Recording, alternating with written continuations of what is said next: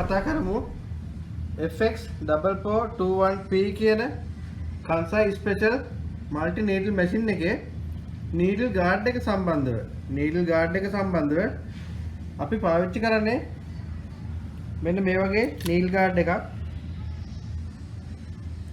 අපි බලමු මේ needle guard එක කොහොමද machine එකට high කරලා අපි setting එක හරියට කොහොමද තියන්නේ කියලා බලමු.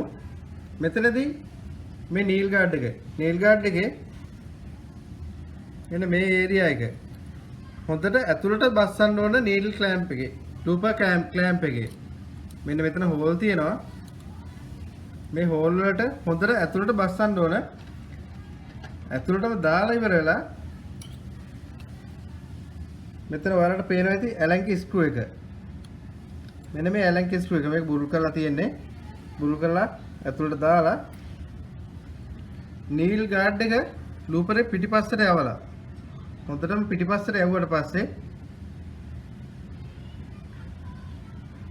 needle guard එක තියාගන්නවා 0.1 ඉඳලා 0.3 වෙනකන් අපිට පුළුවන් මේකේ ක්ලියරන්ස් එක හදාගන්න.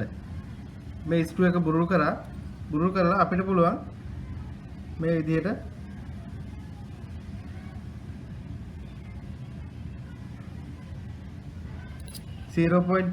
ඉඳලා needle එකේ ඉඳලා මේ guard එකට 0.1 ඉඳලා 0.3 වෙනකන් තියාගන්න පුළුවන්. මෙන්න මේ වගේ අපිට පුළුවන් needle guard එක high කරගන්න. high කරලා ඉවරලා අපි මෙන්න මේ screw එක හොඳට තද කරගන්නවා Allen key screw එක.